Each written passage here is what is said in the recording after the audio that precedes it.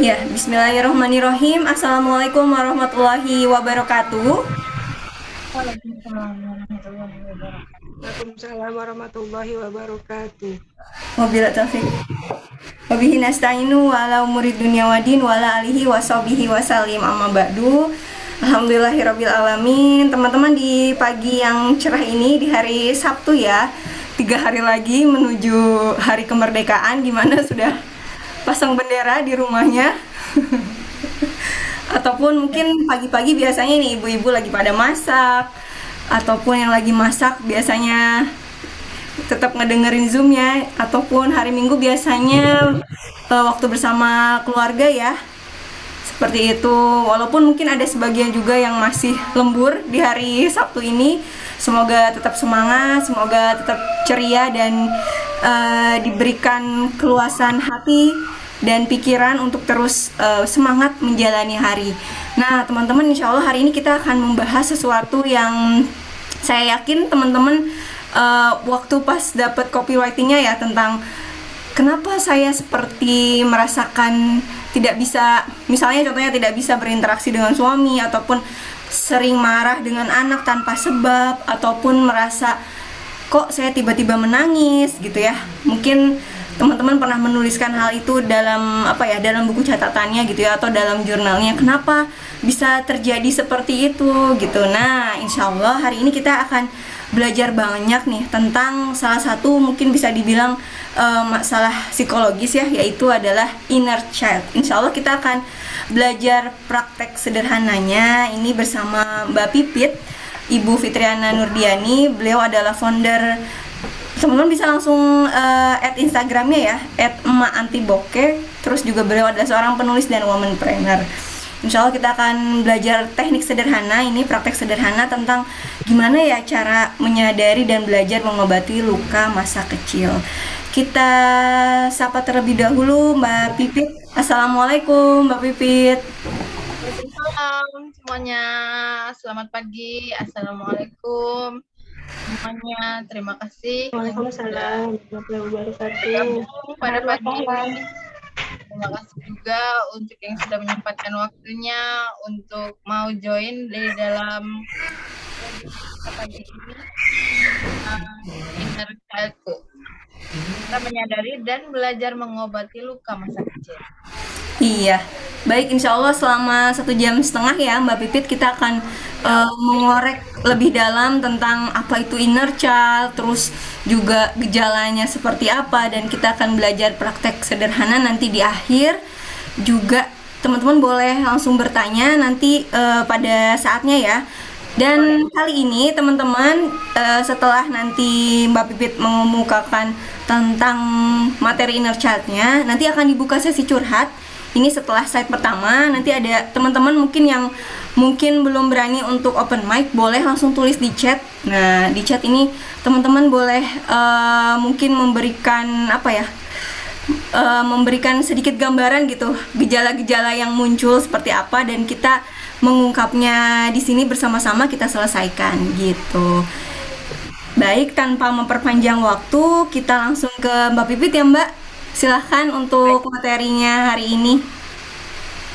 Oke, terima kasih pada Mbak Indah selaku host di webinar ini dan bagian dari Parenting Plus yang sudah memberikan saya waktu dan juga kesempatan untuk bisa bercerita banyak, sharing banyak, tanpa maksud menggurui, tapi hanya sama-sama ingin belajar dan sama-sama ingin sharing tentang apa sih pentingnya inner child, atau gimana cara kita menyadarinya dan mengobati luka masa kecil.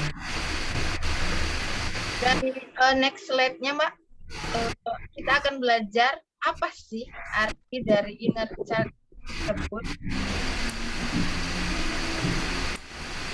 Inner child ini adalah kepribadian yang terbentuk dari pengalaman tentang bagaimana cara bertindak untuk dicintai, yang didapat selama dari masa kandungan hingga kanak-kanak akhir. Atau bisa dipersingkat dengan sosok anak kecil yang ada dalam diri kita dari usia kandungan hingga kanak-kanak akhir atau menuju remaja awal. Semua pengalaman yang pahit, semua pengalaman atau memori kita yang tidak enak, yang ada tersimpan di dalam bawah sadar tanpa kita menyadarinya. Kalau misalnya inner child ini terus terpendam di alam bawah sadar dan terus kita tidak sadari keberadaannya, terus kita abaikan keberadaannya, jelas akan sangat berefek ketika kita dewasa. Dan efek dari inner child yang diabaikan ini adalah negatif. Lebih dari untuk anak laki-laki dan perempuan sama. Karena yang paling bermasalah dari inner child ini nanti adalah masalah komitmen. Baik, jika ada setelah penjelasan ini yang ingin bertanya atau yang ingin curhat seputar inner child atau ingin bertanya seputar inner child-nya, suaminya, atau yang sedang dialami anaknya, boleh tulis seperti yang dikatakan Mbak Indah di kolom chat atau boleh open mic. Jadi bisa kita bahas dulu di awal ini sebelum kita masuk ke pembahasan selanjutnya. Iya nih teman-teman, silakan mungkin ada yang mau open mic ataupun di kolom chat bisa tuliskan apa ya, mungkin teman-teman sebagian sudah memahami tadi ya pernyataan dari Mbak Pipit apa itu inner child, terus juga mungkin salah satu gejala-gejala yang dirasakan seperti merasa mudah marah ataupun merasa sepertinya memiliki masalah dengan dirinya gitu ya saat mungkin berkomunikasi dengan suami, kok sepertinya kayak bukan diri saya nih gitu, seperti itu. Dan biasanya kayaknya Mbak Pipit salah satu yang terasa itu mungkin ya setelah menikah, mungkin ibu-ibu banyak yang merasakan bahwa kayaknya kok gampang mudah menangis gitu ya, terus juga dengan suami mungkin ya komunikasi yang kok saya tidak bisa mengatakan yang sesungguhnya gitu ya, kenapa kayaknya bukan diri saya, seperti itu ya Mbak Pipit ya. Atau kita mulai dengan membicarakan inner child saya aja dulu kali ya. Jadi inner child saja itu kurang lebih dalam rentan usia 3-5 tahun. Pada saat itu saya kecil, Pipit kecil itu pernah merasakan hal kecewa pada orang tua, tapi pada saat itu saya lupa halnya apa. Yang paling saya ingat adalah sepertinya pembandingan antara saya dan adik saya. Dan pada usia itu saya itu sudah berpikir untuk meninggalkan rumah, mengemasi baju-baju saya yang notabene-nya padahal hanya kaos dalam dan celana dalam karena itu masih kecil dan saya punya tas kecil dan sudah saya masukkan dalam tas ke samping rumah yang dimana tuh kalau rumah saya yang lama itu adalah 2 lantai dan saya duduk di tangga itu sambil berbicara sendiri. Aku dibeginikan, apakah sebenarnya aku ini bukan anak kandung? Apakah aku ini sebenarnya bukan anak dari ayah dan ibu? Atau sebenarnya aku ini anak siapa? Atau aku ini sebenarnya siapa? Sampai mereka bisa melakukan itu kepadaku. Kritis seperti ini di usia 3-5 tahun itu jelas amat sangat berbahaya. Karena apa? Seperti yang saya alami. Apa yang terjadi pada saat itu sudah sangat lama. Umur saya saat ini itu sudah 28 tahun. Tapi kejadian itu benar-benar masih jelas ada dan teringat secara rinci di pikiran saya. Karena setelah kejadian itu yang berefek kepada saya setelah dewasa adalah saya jadi krisis kepercayaan terhadap orang lain. Saya susah untuk percaya sama orang lain. Saya susah untuk mau percaya dengan orang lain. Saya selalu mengandalkan diri saya dan efek buruknya setelah saya menikah adalah saya terlalu dominan. Anak-anak perempuan yang tidak dibekali apa itu hak dan kewajiban seorang istri, bagaimana bersikap sebagai istri di dalam rumah tangga itu akan menjadi permasalahan utama. Karena seperti saya tidak ada diwejangi atau diajari apa itu istri, apa itu suami, dan bagaimana seharusnya seorang anak perempuan yang menjadi istri. Saya hanya dididik menjadi seorang anak perempuan yang mandiri, yang harus bisa dengan tenaganya sendiri, harus bisa dengan pikirannya sendiri untuk mewujudkan apa yang dia inginkan. Sebenarnya itu tidak jelek, itu bagus. Tapi karena ada luka masa kecil, inner child saya yang membentuk saya untuk berpikir seperti itu tanpa membutuhkan orang lain, itu membuat saya menjadi tidak atau susah untuk mempercayai orang, untuk mau bernegosiasi soal sesuatu yang saya inginkan, sehingga saya terkesan egois, keras kepala, dan jelas dominan.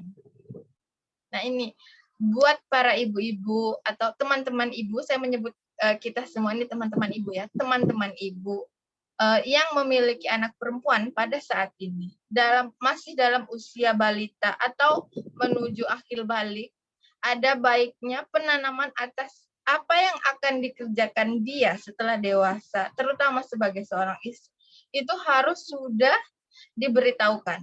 Walaupun dia masih kecil, tapi itu penting.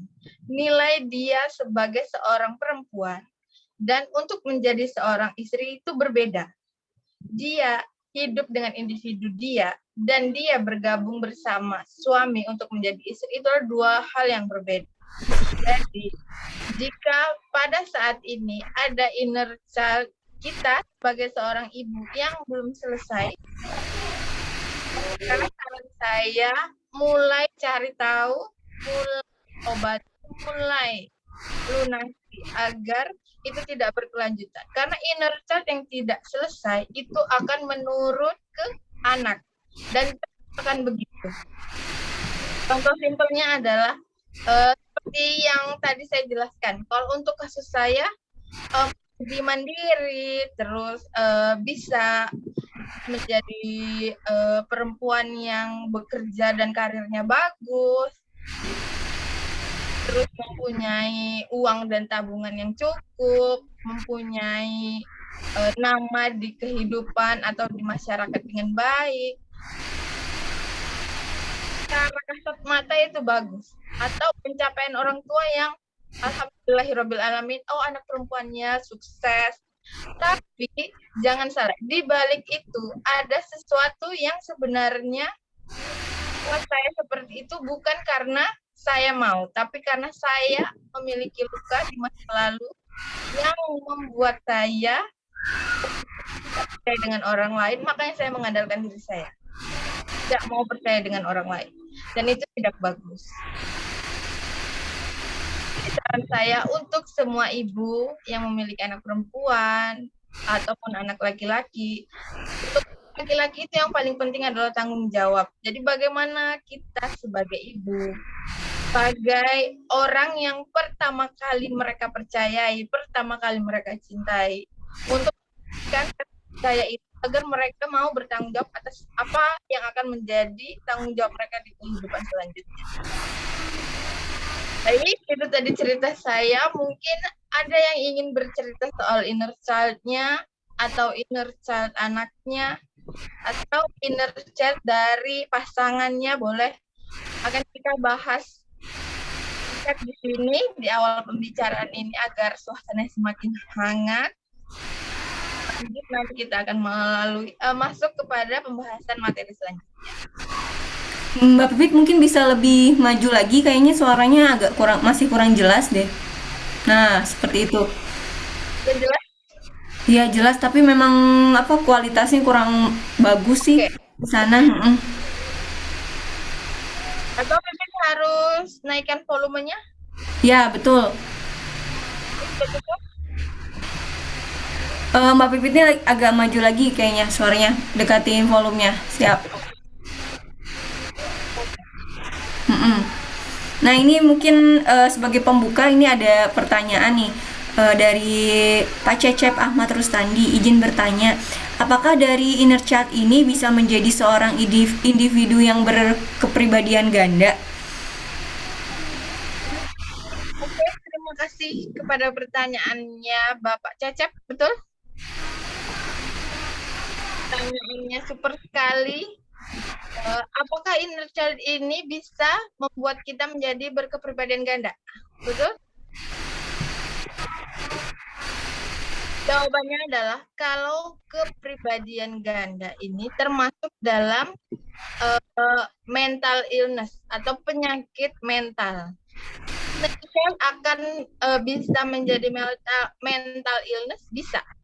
Jika selalu diabaikan, jika tidak mau diobati, jika tidak mau dicari tahu atau diselesaikan. Karena inner child yang terus saja ditanam di dalam bawah sadar atau tidak mau kita akui kalau dia ada. Seperti misalnya banyak orang yang berkata dirinya sehat, padahal sesungguhnya mereka tidak sehat. Secara fisik mungkin dia sehat, tapi pada saat ditanya apakah kamu punya pengalaman masa lalumu yang paling menyakitkan 5 hal. 1, 2, mungkin mereka masih biasa. Penulis kolom ketiga, keempat, dan kelima, kebanyakan orang mulai sadar kalau hal-hal yang mungkin mereka anggap biasa, mereka anggap normal, ternyata itu adalah hal-hal atau memori yang menyakitkan yang membuat inner child ini terus ada. Bisakah inner child menjadikan kita seorang yang punya kepribadian ganda? Bisa jadi. Tapi apakah semua berkepribadian ganda itu memiliki inner child? Wallahu alam. Tapi kepribadian ganda itu adalah sudah masuk dalam mental illness. Dan mental illness itu cara mengobati atau cara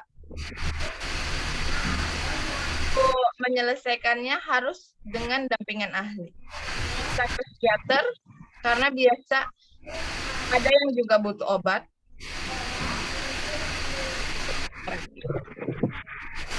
Oke, siap Mbak Pipit. Mungkin nanti untuk sesi tanya jawabnya lagi kita tampung dulu di akhir ya Mbak ya, biar kita nggak kehilangan banyak nih tentang praktek sederhananya nanti gimana.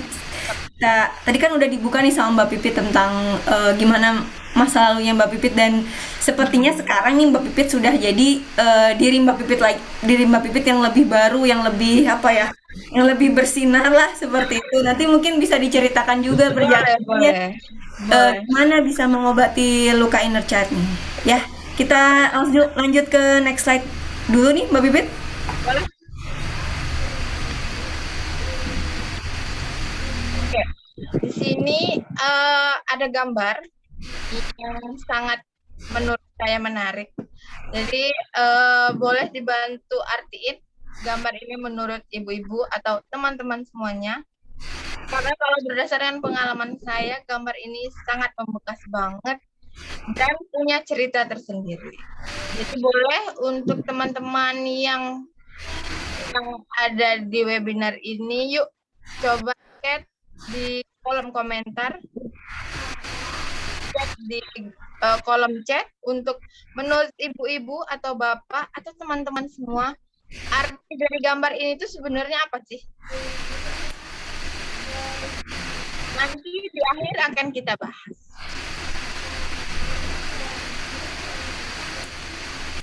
Oke, kita bisa ke slide selanjutnya, Mbak. Iya. Oh, tuh sudah ada yang mulai menjawab nih Mbak Pipit. Artinya ada beberapa dari Bapak Ajat Sudrajat, kehilangan.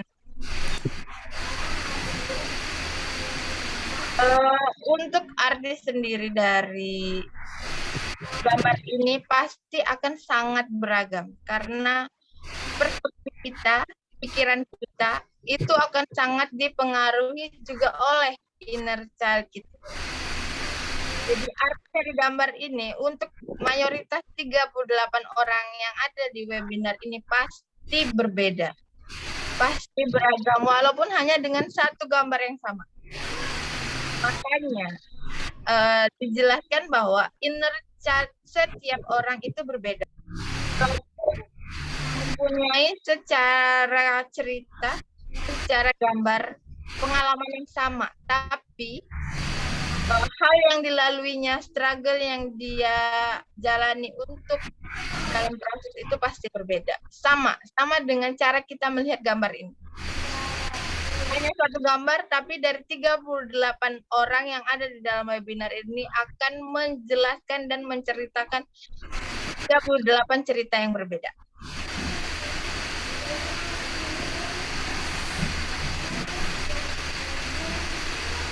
Oke, Mbak, kita next slide dulu. Siap. Di sini ada beberapa cakupan atau rangkuman dari sebenarnya inner child itu apa sih?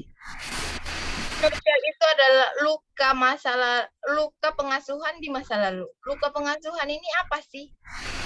Seperti yang sudah saya jelaskan tadi, untuk cerita saya, luka pengasuhan saya itu adalah diabaikan. Dan rasa tidak dicintai. Mungkin teman-teman ibu semua yang ada di sini pernah merasa tidak percaya diri. Dulunya, masa kecilnya, itu orang tua tidak mempercayai apa yang akan kita lakukan. Seperti misalnya ingin cuci piring. Tapi dalam hati kita ingin melakukan. Tapi orang tua selalu bilang atau selalu mengatakan kalau nggak usah. Kamu kalau cuci piring itu terlalu cepat. Tidak bersih. Masih ada licinnya. Masih ada nodanya. Labeling negatif itu akan masuk ke dalam otak dan akan berjalan di dalam tubuh. Jadi buat ibu-ibu atau bapak, hari ini kita ada tamu bapak-bapak, labeling anak yang negatif itu amat sangat berbahaya. Sama berbahaya dengan narkoba. Kenapa sama berbahaya dengan narkoba? Labeling negatif itu akan masuk ke otak dan akan berjalan di tubuh. Satu kali dia di labeling, input. Satu kali labeling, input. Dan terus berkali-kali di labeling, itu akan menjadi satu kebiasaan. Nanti di slide selanjutnya saya akan ada bahas soal apa itu alam bawah sadar. Termasuk labeling negatif ini. Jadi untuk kita sebagai orang tua, sebelum berkata, sebelum melabeling anak dengan negatif, pikirkan ratusan kali. Karena efeknya itu kita sendiri yang akan menuainya di masa tua. Jadi jangan heran, termasuk saya. Saya juga dulu waktu kecil ingin melakukan semuanya. Bagaimana anak kecil pada umumnya ingin menyapu, ingin mengepel, ingin cuci piring, ingin membantu memasak, tapi tidak diberikan. Efeknya setelah saya dewasa, SMA menuju kuliah, saya tidak mau melakukan hal apapun yang berhubungan dengan rumah tangga. Karena saya merasa kecewa pada saat itu, inner child saya sebenarnya merasa tidak dipercayai, tidak diberikan kepercayaan, sehingga saya tidak mau melakukan itu karena saya menghindari untuk dikomentari. Itu efeknya. Oke, kita lanjut ke slide selanjutnya.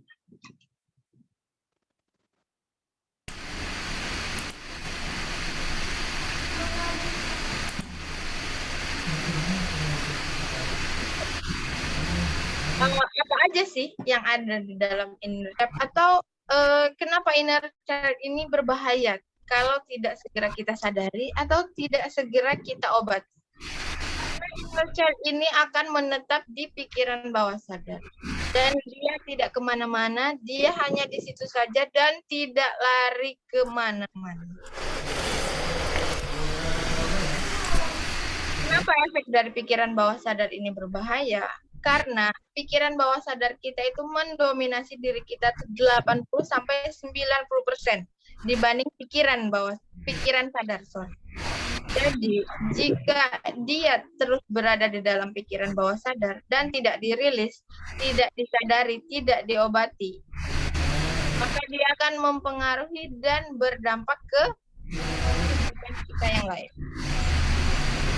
Selanjutnya itu adalah mengalami pengabaian, suka dibandingkan atau bully. Sekarang sepertinya kasus bully sudah bukan hal yang asing. Bully itu sudah seperti kasus yang itu banyak ya. Padahal efek dari bully itu juga sangat berbahaya. Karena ketahuilah, orang pelaku bully biasanya adalah juga seorang korban bully. Karena yang membuli temannya di sekolah biasanya, Mbak, apa suara Pipit kurang jelas? Ada kresek-kresek dari Mbak Ida. Sudah mungkin ada sedikit kresek tapi terdengar jelas lagi sih Mbak.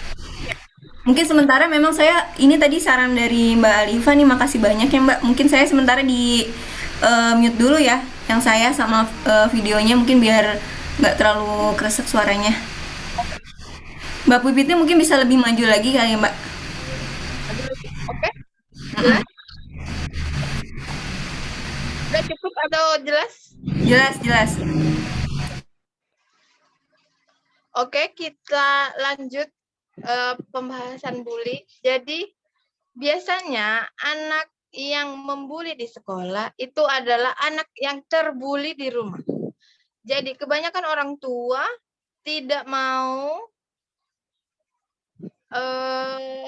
menerima bahwa kasus anaknya di sekolah yang dilaporkan oleh guru bahwa dia membuli temannya itu adalah dampak dari pembulian di rumah. Misalnya, anak di rumah yang selalu dikritik, yang selalu dimarahi apapun yang dia lakukan, akan membuli temannya, mengkritik temannya, membenci temannya, apapun yang dia lakukan.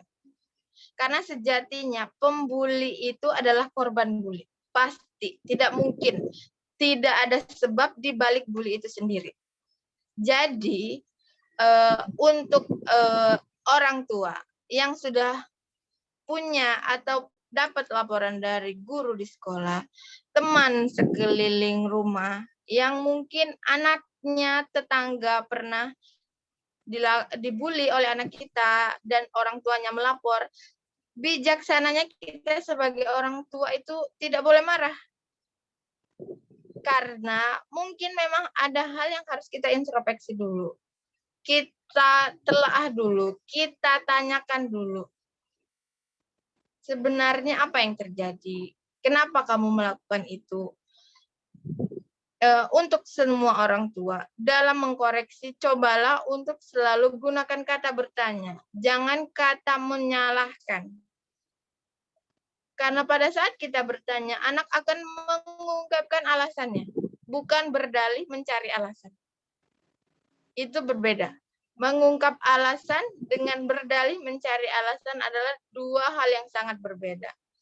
Jadi, untuk kita sebagai orang tua juga memang harus terus belajar bagaimana cara dapat berkomunikasi baik dengan anak, bagaimana terus bisa memperlakukan baik dengan anak.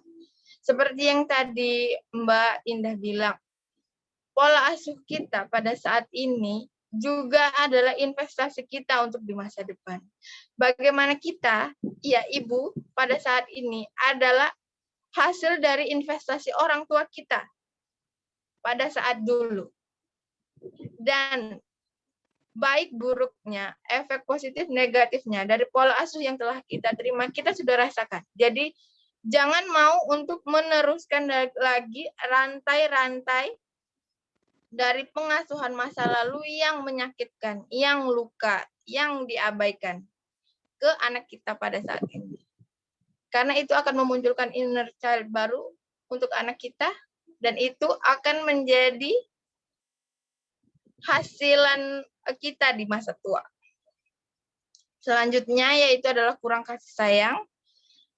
Kenapa inner child ini juga identik dengan kurang kasih sayang? Karena sejatinya manusia itu memang sangat butuh kasih sayang. Laki-laki, perempuan, tua, muda, kecil, besar.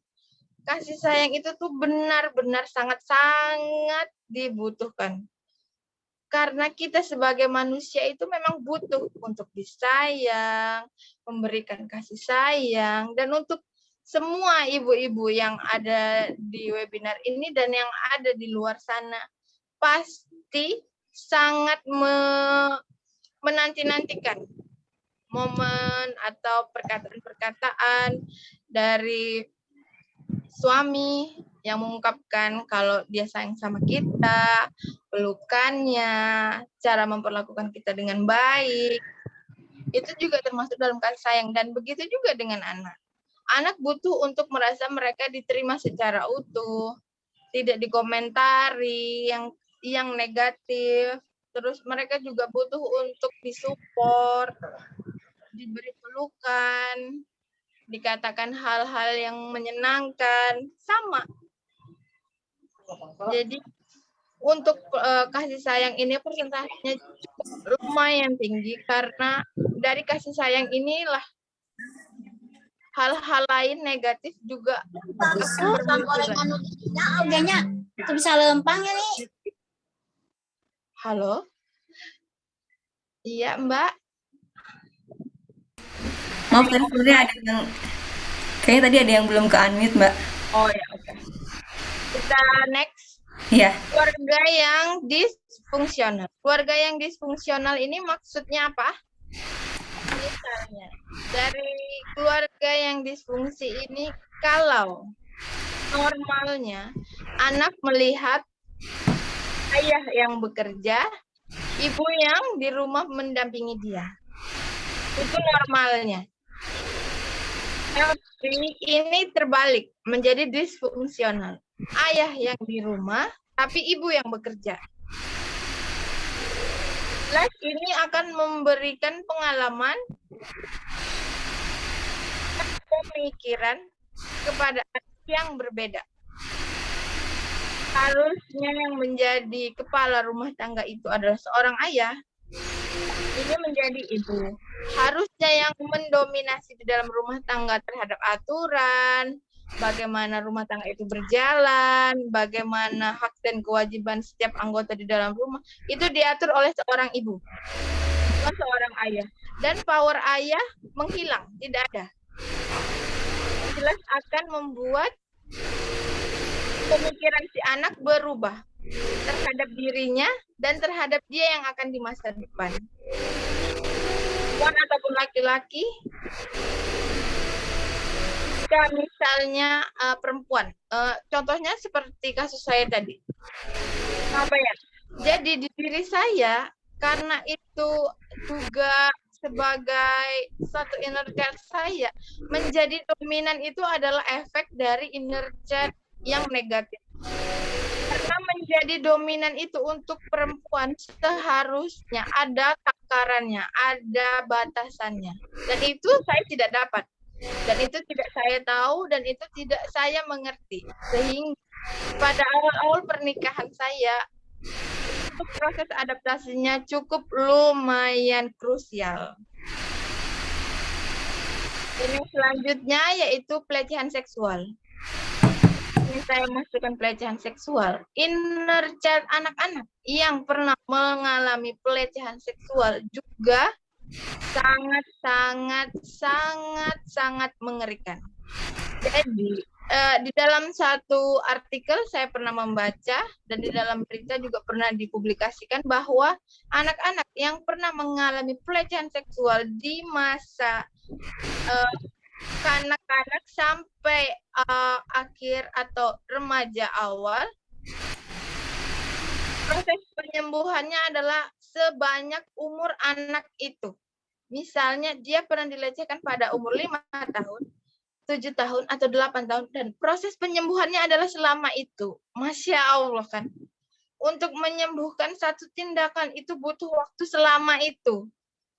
Dan jelas pelecehan seksual ini amat sangat mengerikan. Jadi ada baiknya kita sebagai orang tua baik memiliki anak perempuan atau laki-laki, karena kayaknya Kalau sekarang untuk punya anak perempuan dan anak laki-laki itu sama ya, sama bahayanya, sama ekstra perhatiannya, sama ekstra penjagaannya. Enggak cuman karena anak perempuan nauzubillah min dzalik bisa diperkosa, tapi anak laki-laki juga bisa disodomi. Nauzubillah min dzalik. Semoga Allah selalu menjaga kita, menjaga anak-anak kita, menjadikan kita selalu orang tua yang baik, yang bijaksana, yang bisa diajak selalu berkomunikasi dengan anak-anak kita, dan anak-anak kita nyaman untuk selalu bercerita apapun yang mereka alami, apapun yang mereka lakukan, dan apapun yang mereka rasakan.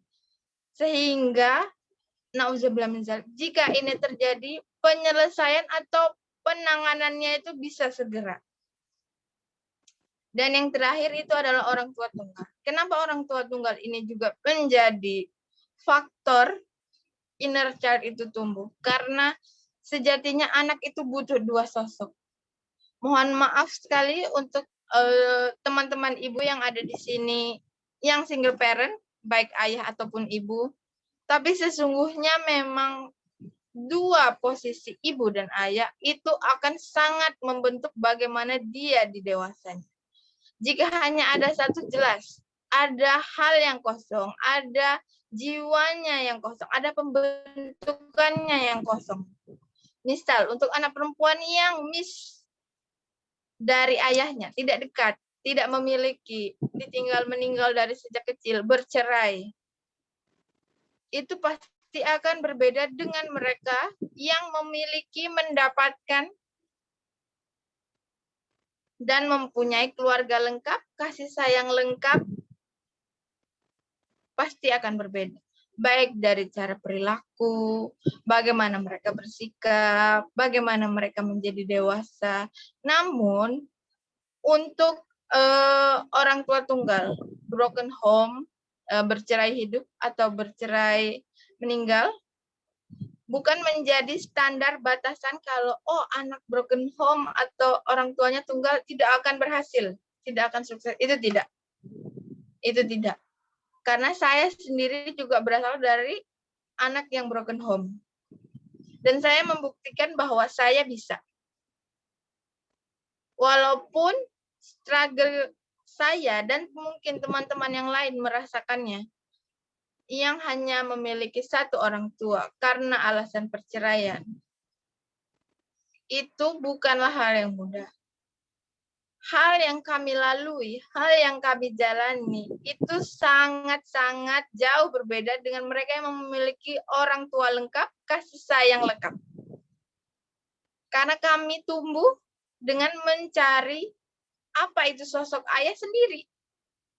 Bagaimana cara mengisi kekosongan dari sosok ayah itu sendiri. Jadi untuk semua orang tua tunggal, baik ibu atau ayah yang ada di sini, atau yang teman-teman ibu ada di sini yang merasakan sebagai anak dari broken home, baik ditinggal meninggal atau ditinggal menikah lagi oleh orang tuanya, semangat.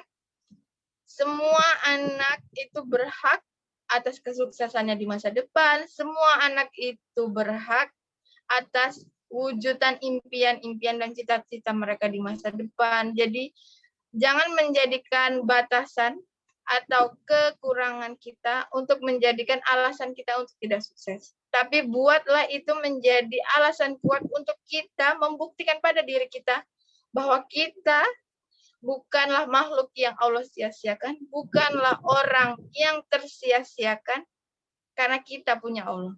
Yang bisa kasih kita semuanya, yang bisa kasih kita segalanya. Oke, kita next slide. Di slide selanjutnya ini ada dampak inner child kita ketika dewasa. Lumayan banyak ya. Ini saya rangkum saja, yang rata-rata mayoritas dari klien-klien saya yang konseling.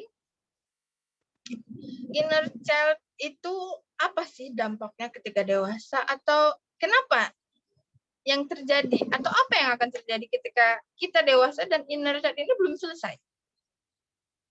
Yang pertama yaitu mayoritas sulit mengambil keputusan karena inner child ini seperti yang saya bilang tadi, berpengaruh pada perilaku, perasaan, dan sikap kita, baik terhadap diri sendiri atau terhadap lingkungan.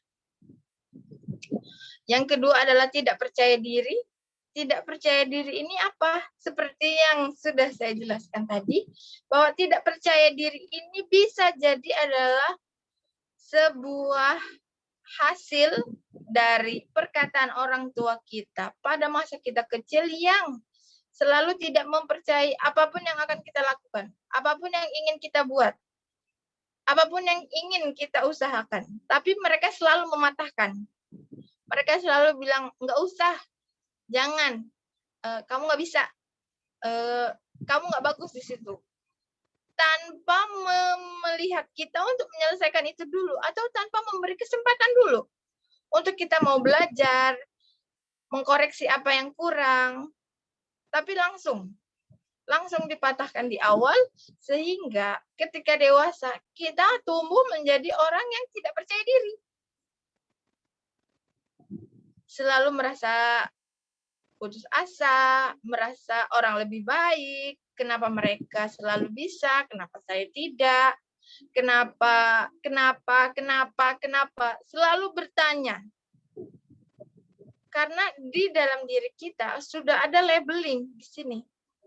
Kalau kita tidak bisa, kita ini tidak mungkin dipercaya orang tua, kita ini tidak bisa melakukan apa yang orang tua katakan, dan itu berjalan.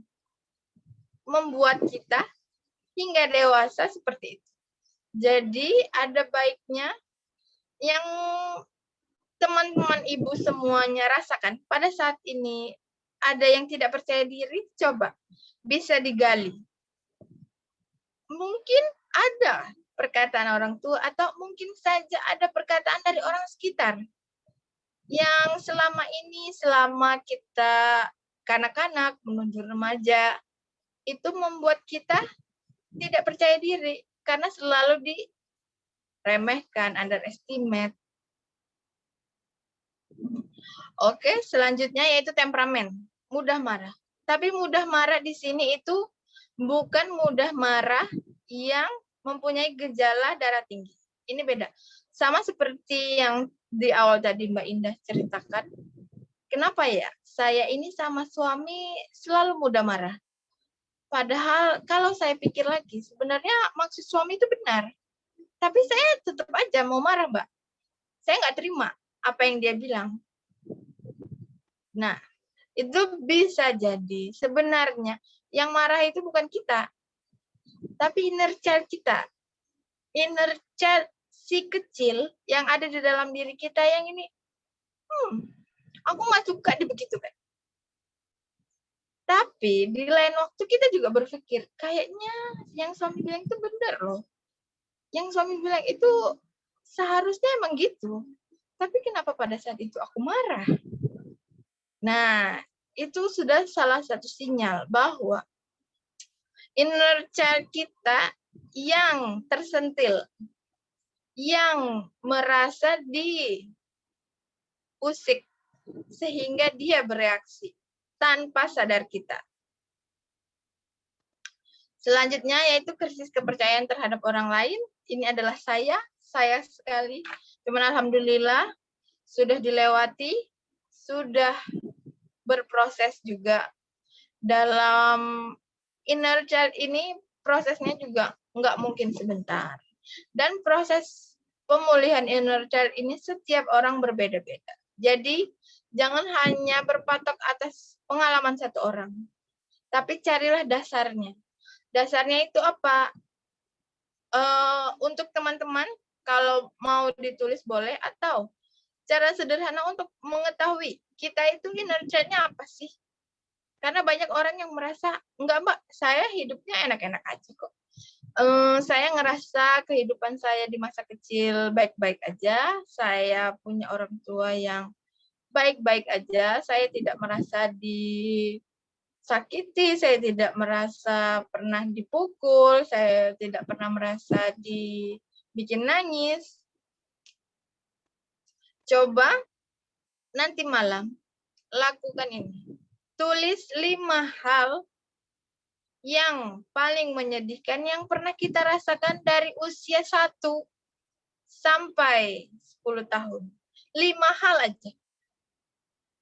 Dan pada saat menulis sambil bayangkan apa yang terjadi pada saat itu, bagaimana muka kita pada saat itu, apa yang terjadi di sekitarnya.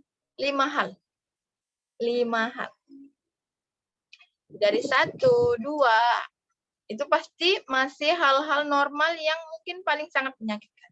Tapi masuk ke 3, ke 4, dan ke 5, kita akan mulai sadar. Ternyata nyekokin anak dengan jamu itu juga termasuk inner child. Ada yang kaget? Kenapa? Kan jamu itu bagus, Mbak. Jamu itu emang baik untuk kesehatan. Iya, benar. Baik untuk kesehatan. Sama seperti saya. Mandiri itu baik. Untuk perempuan terutama. Tapi caranya yang berbeda. Untuk kasus nyekokin jamu itu, kalau dengan paksaan harus dipegang anaknya, mulutnya harus selalu atau saat minum obat, itu juga akan menjadi hal yang menyedihkan atau membuat luka atau bisa sampai menjadi trauma. Karena niatnya baik, tapi caranya yang tidak baik. Dan cara yang tidak baik itu akan membuat signal inner child masuk ke dalam alam bawah sadar. Jadi, sadari segera. Jika sudah melakukan, minta maaflah kepada anak. Ibu minta maaf kepada anak. Nggak bisa, Mbak. Nanti mereka merasa mereka itu besar kepala saya, ibunya minta maaf. Mohon maaf, ibu-ibuku yang cantik, teman-teman ibu semua yang baik hati. Ibu minta maaf ke anak, terutama ibu ke anak perempuan, itu adalah hal yang sangat mulia. Karena apa? Meminta maaf dengan anak itu loh bukan hal yang berdosa. Malah mengajarkan anak untuk tidak sungkan, tidak malu, tidak ragu jika dia bersalah untuk minta maaf. Karena sejatinya kita sebagai seorang ibu pun adalah manusia yang tidak luput dari dosa, tidak mungkin juga tidak lupa, tidak mungkin juga tidak khilaf. Karena itu sudah digariskan sampai kita akhir zaman nanti.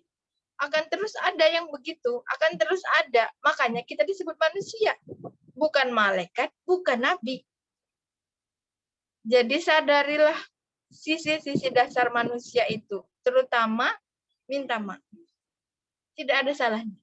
Dan jika sudah terjadi, ajak bicara berdua. Dan untuk yang punya anak perempuan, ibu, cara berbicara dengan anak perempuan juga harus eye contact, tatap matanya, pegang tangannya, dan ungkapkan bahasan ibu minta maaf dan maafkan ibu itu adalah 2 hal yang berbeda. Maafkan ibu seolah-olah itu adalah perintah, sedangkan ibu meminta maaf itu adalah kata-kata yang amat sangat merendahkan diri dan amat sangat tulus dari yang ibu lakukan. Bahwa ibu benar-benar minta maaf atas kesalahan yang sudah ibu lakukan, atas luka yang pernah ibu torehkan kepada kamu. Dan mari sama-sama ke depan kita ubah, kita belajar, kita evaluasi. Apa-apa saja yang kakak rasakan, kakak bisa ceritakan sama mama, sama ibu, sama bunda, agar bisa kita diskusikan bersama. Karena untuk punya anak yang mau bercerita pada dia masa remaja hingga dewasa, itu dipupuknya dari kecil. Bukan ucuk-ucuk dia remaja terus kita tanya, Kak, gimana hari ini? Jelas dia tidak akan mau bercerita. Karena semua yang terjadi di dewasa adalah pembiasaan. Hal-hal yang dilakukan terus-menerus yang menjadi kebiasaan.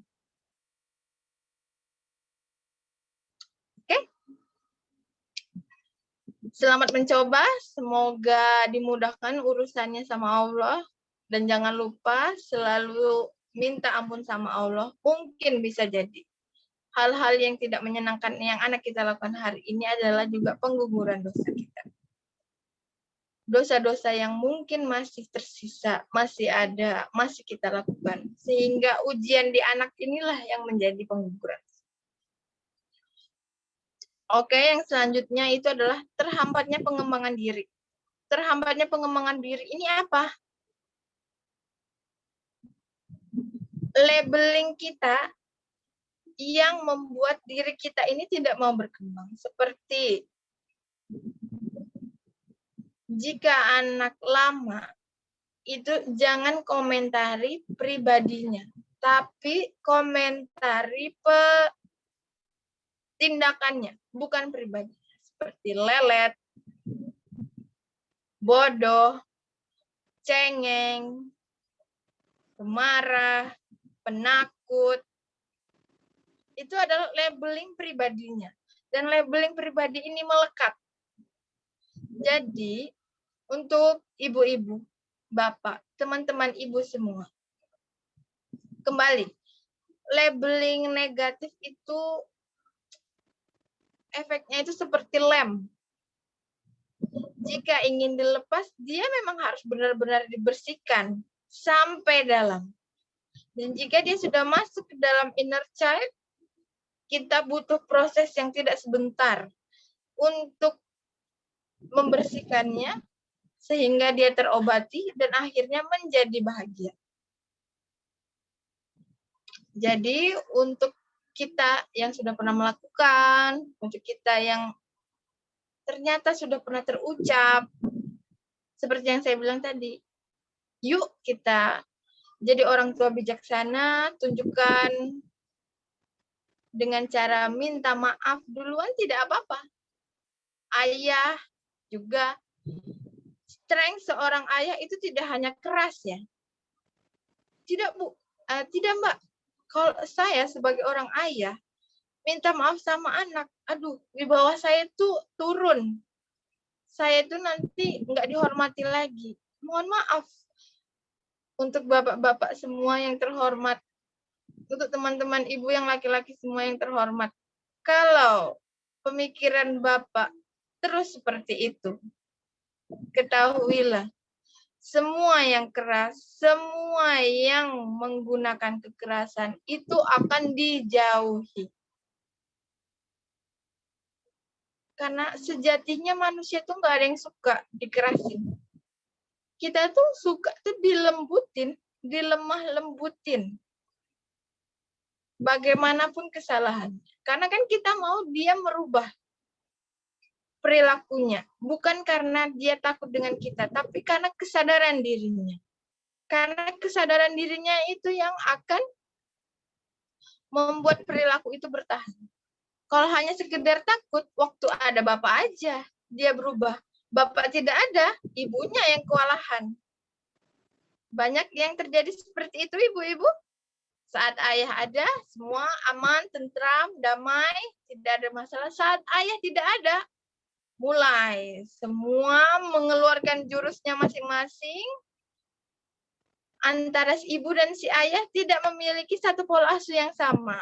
Sudah bisa dibayangkan bagaimana ibu kehidupannya, kerepotannya.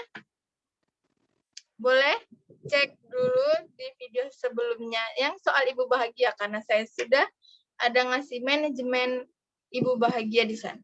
Boleh dicek-cek, ada di YouTube Parenting Plus. Semoga bisa membantu, semoga bisa bermanfaat. Yang selanjutnya adalah anti kritik, egois, dan mudah tersinggung.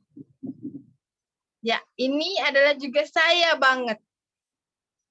Anti kritik, egois, dan mudah tersinggung. Dulu pada saat saya kuliah, mau menuju kuliah, saya itu berpikir saya akan mengambil jurusan ilmu pemerintahan.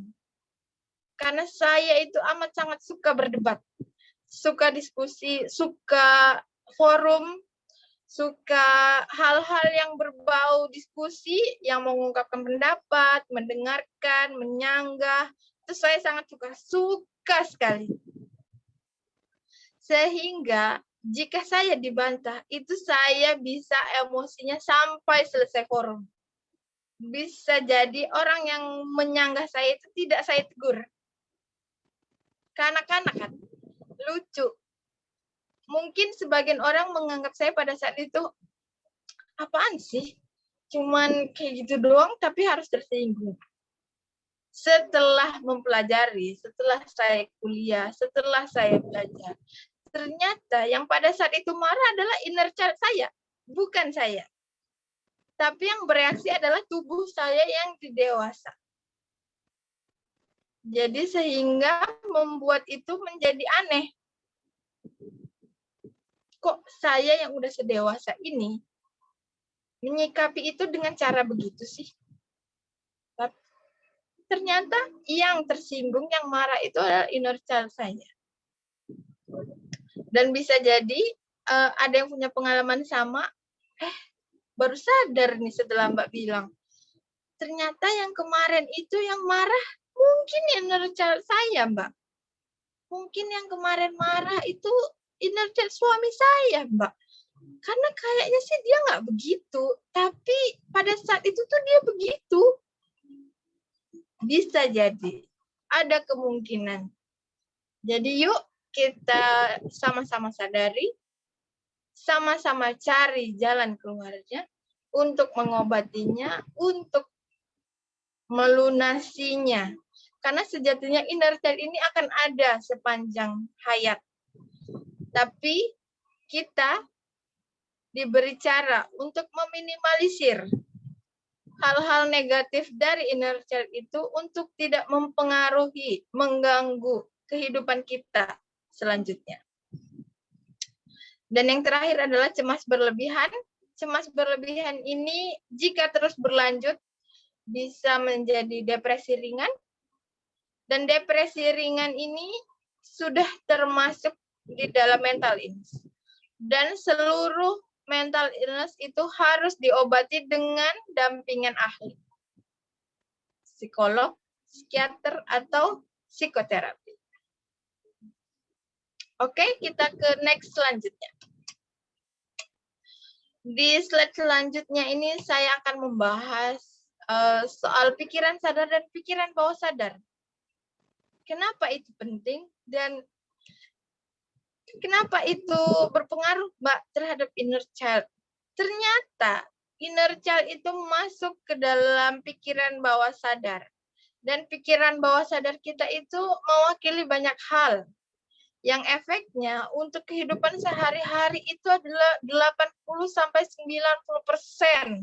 Masya Allah tuh. Yang baru menyadari, yang baru tahu, kita sama-sama angkat tangan. Ternyata se-powerful itu pikiran bawah sadar. Dan ternyata sebanyak itu. Jadi kalau tidak cepat-cepat, tidak segera, tidak kita mulai saat ini, alangkah sayangnya, alangkah akan berdampaknya terus terhadap kehidupan kita selanjutnya. Di pikiran bawah sadar kita itu ada memori itu bisa positif negatif, ada watak, ada imajinasi, ada emosi. Emosi ini bisa senang, sedih, tertawa, menangis, dan inner child. Inner child kita ini jelas adalah bagian dari memori yang terjadi antara dari usia kehamilan hingga remaja awal yang merupakan luka dari pengasuhan masa lalu. Dan yang terakhir adalah habit atau kebiasaan.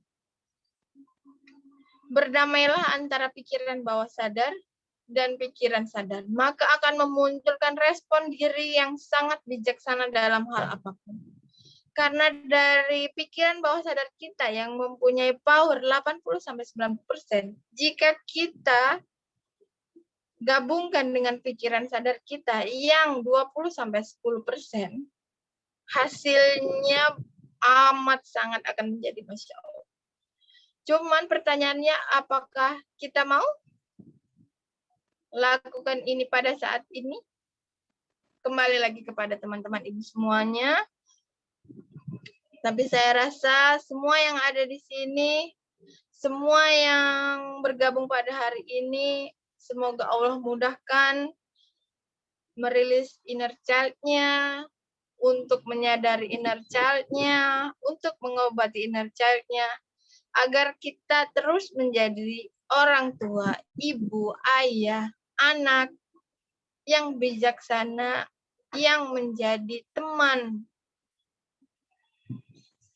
untuk anak-anak kita di dewasanya, yang akan memanen, yang akan menuai apa yang kita lakukan, apa yang kita biasakan pada anak-anak kita dari sejak dini.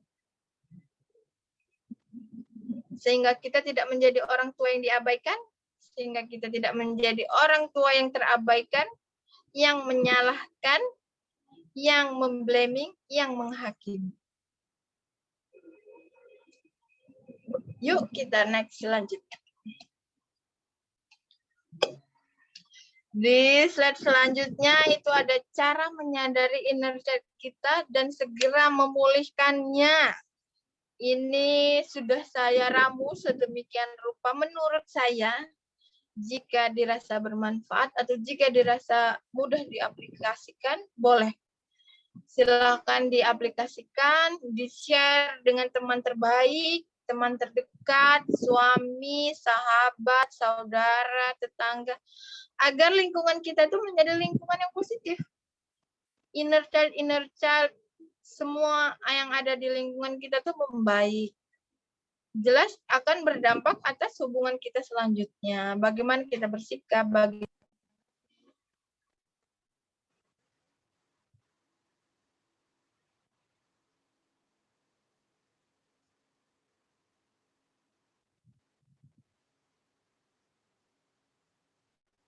tes, Mbak. Cek, Mbak. Nah, agak hilang sedikit, coba mungkin mendekat lagi ya.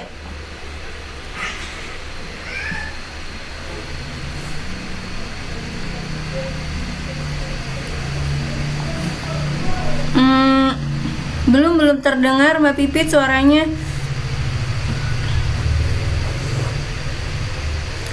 Coba di unmute dulu, terus kemudian di mute dulu coba Mbak, terus kemudian di unmute lagi.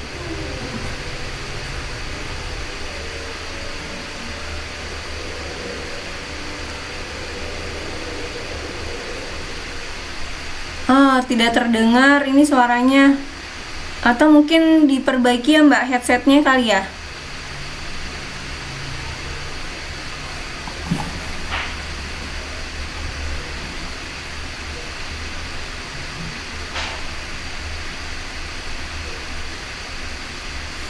Coba cek suara. Maaf teman-teman ya, ada terkendala masalah teknis ini.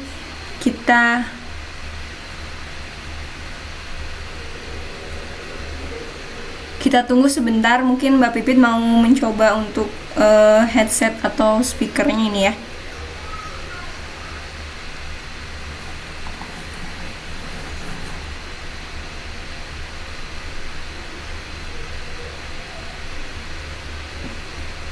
Insya Allah teman-teman nanti untuk PPT-nya akan dibagikan di grup.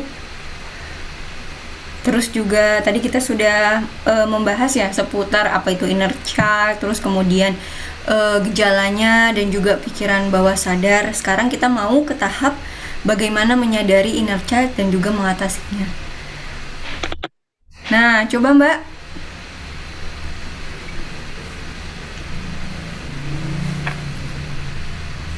Mbak Pipit.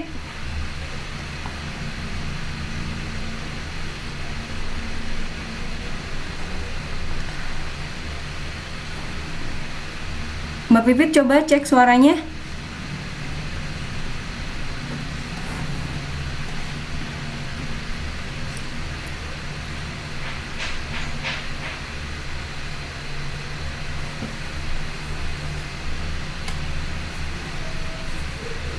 Sebentar ya teman-teman, maaf terganggu masalah teknis. Ini Mbak Pipitnya keluar dari Zoom dulu dan mencoba untuk masuk kembali. Kita tunggu terlebih dahulu ya.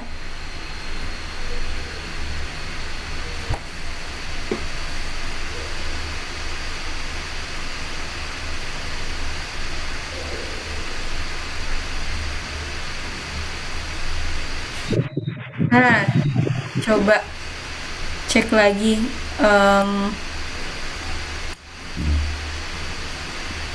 Mbak Pipit gimana, sudah coba dicek lagi soundnya?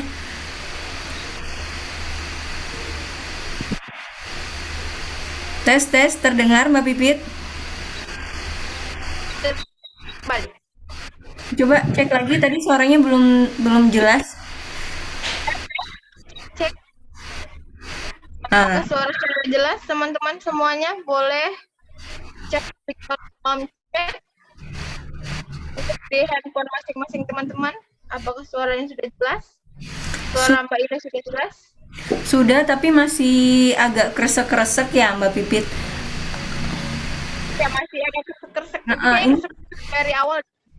ini saya mau coba untuk saya unmute dulu ya, biar mungkin suaranya lebih clear lagi. Ya, silahkan Mbak Pipit dilanjutkan. Oke, kita lanjutkan. Cara menyadari inner child kita dan segera memulihkan. Di sini sudah saya ramu dengan sedemikian rupa. Menurut saya, menurut dari klien-klien konseling saya. Jadi yang pertama itu adalah sadari dan terima inner child kita meski itu tidak mudah.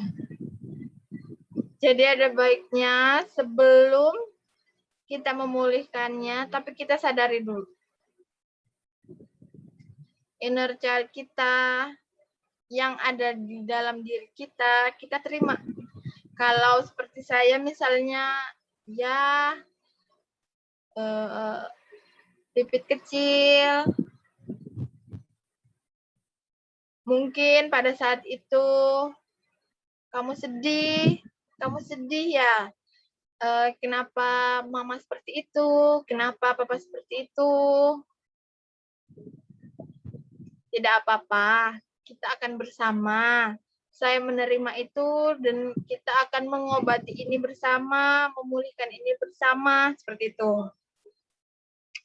Dan saran saya sebelum memulai untuk komunikasi dengan inner child atau untuk berdialog dengan inner child. Cik.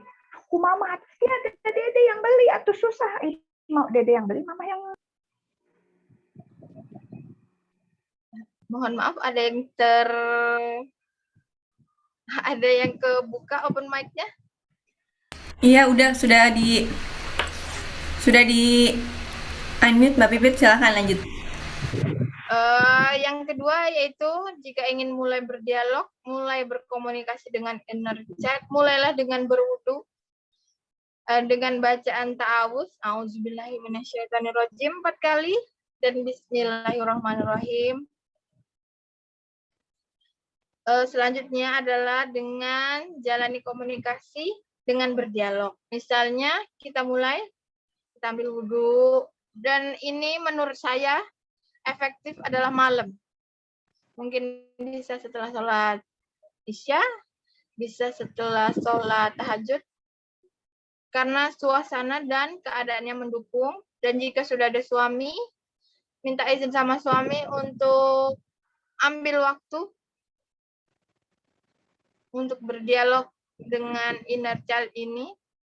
Dan berdialog dengan inner child ini bisa setiap hari atau dalam momennya. Misalnya kita ingin berdialog dalam 1 bulan penuh ini. Jadi setiap hari kita sisihkan 5-10 menit untuk berdialog dengan inner child kita. Dan yang seperti saya jelaskan tadi, saran saya dilakukan itu setelah sholat isya atau setelah sholat tahajud. Dan jika sudah memiliki suami, mohon izin suami agar mungkin anak bisa dipegang dulu sebentar, atau saat malam jika di rumah bisa berdialog di kamar lain, dan suami menjaga anak yang sedang tidur jika terbangun. Jadi pada saat itu kita lakukan wudhu, ta'awuz, dan bismillah. Lalu kita jalin komunikasi dengan membayangkan kejadian itu, memori itu, melihat foto. Melihat foto ini juga sangat ampuh. Karena pada saat kita melihat foto kita, yang si inner child ini, kita kecil itu memang akan memunculkan banyak gambar di dalam pikiran. Dan mengimajinasikan si pipit kecil, jika saya pipit kecil ada di depan saya. Jadi kita mulai komunikasinya bisa dengan memejamkan mata, bisa dengan terbuka, itu terserah bagaimana nyamannya. Tapi saya biasanya dengan memejamkan mata. Ucapkan kalimat-kalimat sportif. Kalimat sportif ini seperti aku mencintaimu, aku menerima kamu, meminta maaf selama ini karena sudah mengabaikan dia, meminta maaf karena selama ini sudah tidak mengakui perasaan dia, meminta maaf bahwa selama ini merasa baik-baik saja, padahal si kecil ini, si pipit kecil ini marah, terluka, tersinggung, yang mungkin saya abaikan, mungkin kita abaikan. Selanjutnya, resapi dari setiap emosi yang keluar. Emosi ini bisa sedih, marah, ingin berteriak, menangis, semuanya. Resapi, jangan tolak, jangan skip, biarkan dia terjadi, biarkan itu mengalir. Jika menangis, menangislah sejadi-jadinya. Jika ingin marah, marahlah sejadi-jadinya. Jika ingin teriak, berteriaklah. Makanya penting pada saat kita ingin memulihkan inner child ini atau ingin berkomunikasi dengan inner child ini untuk memberitahu anggota di dalam rumah. Kalau sudah berkeluarga bisa kasih tahu ke suami. Jika masih belum menikah, bisa pergi ke tempat yang menurut kita aman atau menurut kita nyaman. Misalnya jika memang di dalam rumah bisa berkomunikasi dengan ibu atau ayah, bilang minta ke waktu untuk mau berbicara dengan inner child. Jika orang tua tidak mengerti inner child, orang tua kita yang tidak mengerti inner child, ada baiknya kita ke lain tempat. Tante, tante, om, atau kakak, abang, yang kira-kira mengerti apa itu inner child, sehingga kita punya space atau waktu yang bisa kita gunakan untuk kita bisa mengungkapkan, merilis perasaan ini, untuk berdialog dengan si inner child.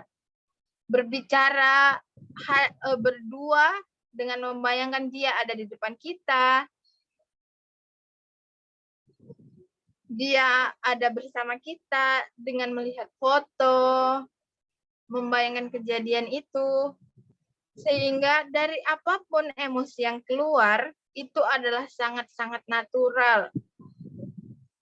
Jadi jika ingin menangis, jangan ditahan. Jika ingin marah juga tidak boleh ditahan. Jika ingin berteriak, marah, semuanya ungkapkan. Karena semakin di skip, dia akan semakin masuk ke alam bawah sadar, dan semakin dia masuk ke alam bawah sadar, dia akan muncul dengan gangguan-gangguan yang bisa jadi menjelma atau menjadi bisikan-bisikan yang bergabung dengan bisikan setan. Makanya saya juga dapat ini dari Dr. Aisyah, Dr. Aisyah Dahlan, Masya Allah guru kita. Makanya beliau menyarankan bahwa sebelum kita melakukan dialog ini, kita tuh berwudu. sholat, mengucapkan ta'awuz dan basmalah. Karena kita berlindung kepada Allah untuk dihindarkan dari bisikan-bisikan setan, bisikan-bisikan jin yang ingin merasuki inner child dan mengganggu kepribadian kita untuk menjerumuskan ke hal yang tidak baik. Makanya selalu libatkan Allah, selalu minta pertolongan pada Allah, dan selalu sandarkan diri sama Allah, bahwa memang kepada Allah lah tempat kita meminta, memohon pertolongan, mohon memudahkan, mohon untuk dilancarkan, karena Allah lah yang memiliki segalanya. Dan yang selanjutnya yaitu metode healing letter dan butterfly hug atau memeluk diri sendiri. Ini juga sudah saya jelaskan lumayan lengkap di pertemuan sebelumnya di part Ibu Bahagia part 2. Di situ saya sudah membuat manajemen Ibu Bahagia. Salah satunya adalah metode healing letter dan memeluk diri sendiri. Metode healing letter ini karena ada pertanyaan, gimana ya Mbak caranya untuk berdialog dengan inner child? Sedangkan kalau saya ingin berdialog dengan inner child, saya itu malu. Atau seperti tadi, saya itu nggak punya tempatnya. Atau dengan suami itu, saya takut kalau misalnya saya akan teriak, saya akan marah-marah, dan suami merasa tidak nyaman. Ada cara lain nggak Mbak? Selain saya mengungkapkannya dengan cara berbicara. Atau dengan cara verbal. Ada. Yaitu dengan metode healing letter. Plus dengan dikombine atau ditutup dengan memeluk diri sendiri. Metode healing letter dan memeluk diri sendiri ini menurut saya juga amat sangat powerful untuk kita bisa merilis, memulihkan inner child kita satu persatu. Karena inner child setiap orang itu pasti tidak hanya satu. Dan inner child setiap orang itu prosesnya juga tidak hanya 1-2 kali healing, terus selesai. Tidak. Jadi, untuk yang tidak mempunyai wadah, untuk bisa mengungkapkan atau merilisnya secara verbal, ini adalah metode yang menurut saya amat sangat cocok dan juga sangat powerful. Karena metode healing letter ini cukup kita tuliskan, kita bisa tuliskan dengan seserinci mungkin, dan nanti di slide selanjutnya saya ada contohnya, bisa di-capture, bisa di-share, bisa disebarluaskan jika bermanfaat, dan semoga bisa membantu, semoga bisa menjadi jembatan antara pemulihan dan menyadari inner child sehingga kita menjadi pribadi yang jauh lebih baik setiap hari. Dan yang terakhir itu adalah cara memulihkannya dengan ke psikolog, psikiatris atau healing terapi. Jika dirasa sendiri sudah tapi belum maksimal, ditulis sudah tapi belum maksimal, itu berarti sinyalnya kita butuh orang lain. Kita butuh orang yang lebih ahli, yang membantu kita dalam proses pemulihan. Dan ke psikolog, psikiater, dan ke healing terapi normal ya. Teman-teman Ibu semuanya normal. Semua yang pergi ke psikolog, psikiatris, dan ahli terapi itu adalah normal. Jadi jika masih ada pikiran kita, pikiran tentang, oh enggak deh Mbak, ke psikolog itu kan buat orang-orang yang gila, nanti saya dikira gila lagi pergi ke psikolog. Atau ke psikiater itu kan buat orang-orang yang gangguan jiwa Mbak. Mohon maaf ya, ibu-ibu tercintaku, teman-teman ibu tersayangku, semua manusia yang normal itu memiliki inner child-nya masing-masing. Dan kita sebagai orang yang terus belajar dan mau berkembang, untuk pergi ke psikolog agar kita menjadi lebih baik itu adalah pilihan terbaik dan pilihan terbijaksana. Karena apa? Dengan kita pergi ke ahli, kita itu menyerahkan diri kita kepada orang yang berpengalaman, yang memiliki kompeten, dan insya Allah akan dibantu secara tepat sasaran. Oke? Kita ke next selanjutnya, yaitu adalah contoh dari healing letter. Dan ini boleh di screenshot. Ada ini dulu. Contoh healing letternya deh, Mbak. Oh ya, kita ke sabda Rasulullah dulu. Kenapa di setiap di setiap proses inner child itu kita juga butuh beristighfar? Karena sabda Rasulullah Shallallahu Alaihi Wasallam bersabda, siapa saja yang rutin membaca istighfar, maka akan memberikan solusi atas setiap kesulitannya, penyelesaian bagi setiap permasalahannya, dan dia, Allah, akan memberikan rezeki dari jalan yang tidak terduga. Hadis riwayat Abu Daud, Ibnu Majah, Hakim, dan Baihaqi. Itu kenapa dalam proses kita berdialog dengan inner child, itu kita juga tetap butuh untuk beristighfar, karena seperti yang sudah saya jelaskan tadi, mungkin inner child kita pada saat itu adalah ketidaktahuan orang tua kita mau memaafkan, dan kita beristighfar juga. Mungkin inner child kita pada saat itu juga menjadi ujian, cobaan kita dari Allah untuk menjadikan diri kita menjadi lebih dewasa, mau untuk belajar, mencari tahu bagaimana cara penyelesaiannya, sehingga kita menjadi dan tumbuh sebagai orang tua, sebagai anak, sebagai pribadi yang jauh lebih baik. Oke, di next selanjutnya ini adalah contoh healing letter inner child menurut versi saya. Boleh di screenshot, boleh disebarluaskan seperti yang saya jelaskan tadi. Jika dirasa bermanfaat, bismillah, saya doakan semoga semua yang melakukan healing letter ini dimudahkan Allah, dimudahkan prosesnya, dimudahkan penyembuhannya, dimudahkan mengobatinya, baik untuk istri, untuk suami, untuk anak, untuk orang tua kita yang dulu. Semoga ini bisa membantu.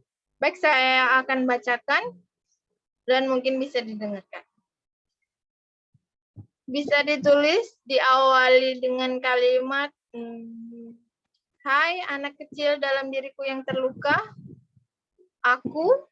Bisa diganti dengan kata panggilan. Misalnya seperti saya, kakak. Panggilan saya itu di keluarga adalah kakak. Di sini siap mendengarkanmu. Kau adalah anak kecil dalam diriku, dan aku adalah kau. Oke. Sorry ya, sebenarnya untuk membaca ini tuh punya emosinya. Saya jadi udah mau meneteskan air mata sebenarnya. Sorry.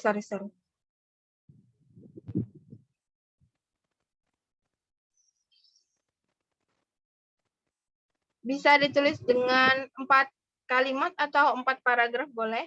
Diawali dengan aku minta maaf. Yang kedua, maafkan saya karena.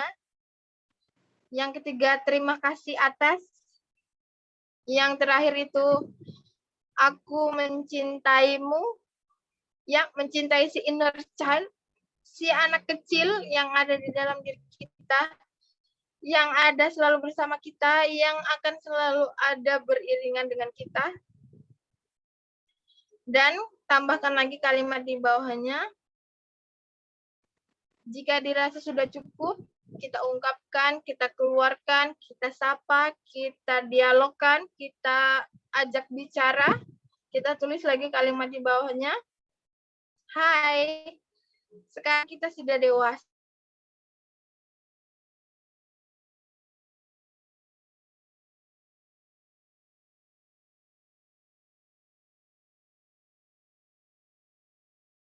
Mbak Pipit, terdengar suara saya Mbak Pipit? Sepertinya ada gangguan teknis lagi teman-teman, mohon dimaafkan atas ketidaknyamanan ini. Sebentar ya, saya cek dulu. Mbak Pipit?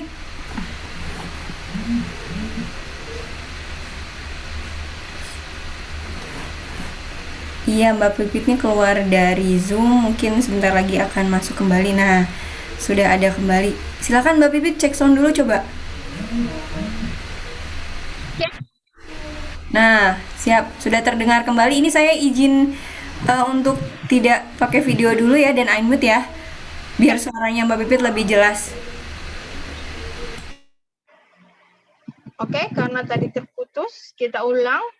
Soalnya akan nggak dapet feel-nya.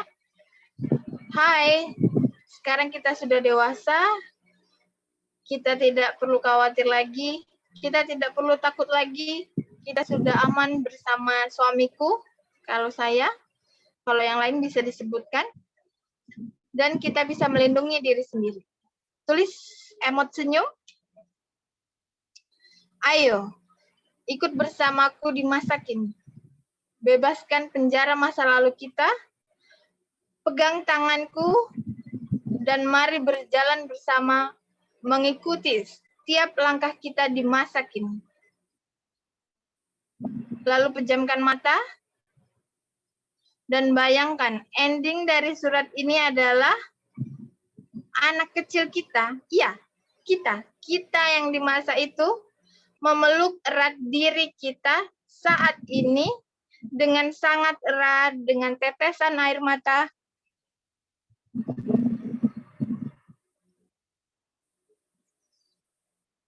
Sorry.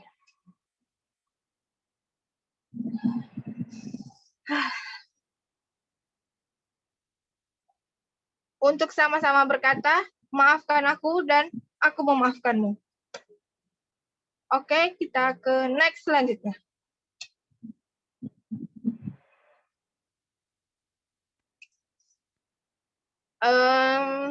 Healing letter ini tuh memang sangat deep itu maksudnya sangat menyentuh emosinya. Ya, terima kasih Mbak Risa. Iya, memang sangat deep. Sorry.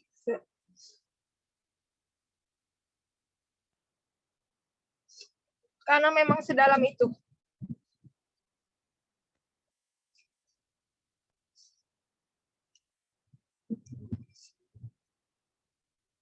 Oke, sorry. Jadi nangis. Sorry ya. Oke, kita next selanjutnya, Mbak.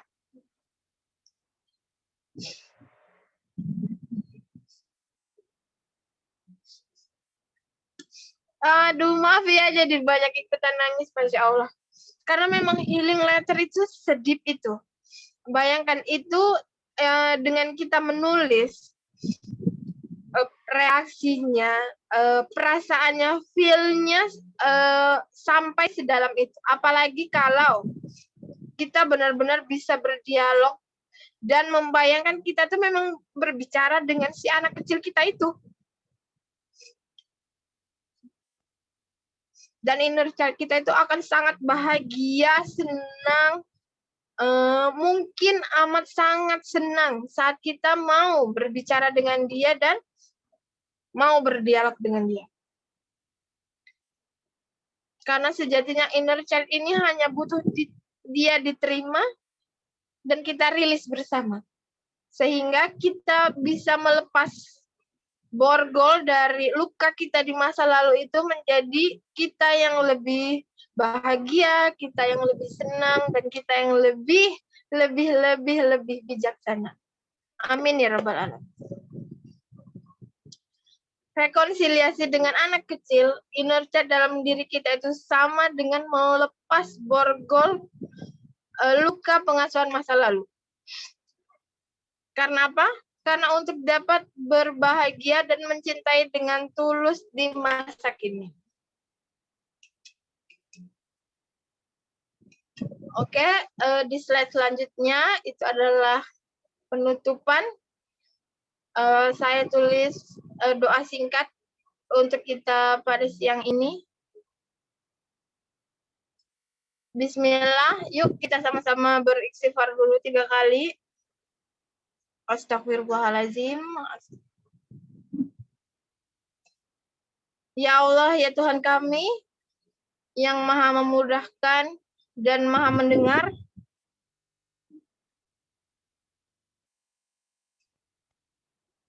Yang maha pengasih dan maha penyayang.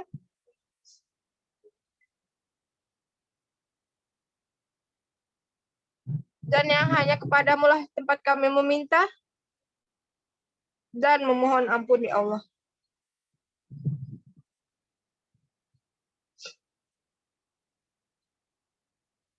Sorry. Mudahkanlah segala urusan saya. Teman-teman webinar Parenting Plus hari ini. Sorry. Aduh, saya tidak bisa menahan perasaan ini, ya Allah. Mohon maaf ya untuk semua teman-teman, teman-teman ibu dan teman-teman Parenting Plus. Sorry. Iya Mbak Pipit, nggak apa-apa. Masya Allah.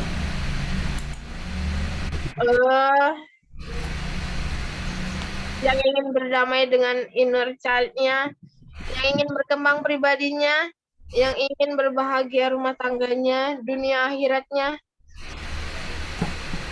yang ingin mengasuh anaknya tanpa dendam, yang ingin insya Allah kau lancarkan rezeki sehat dan berkah untuk kita semua.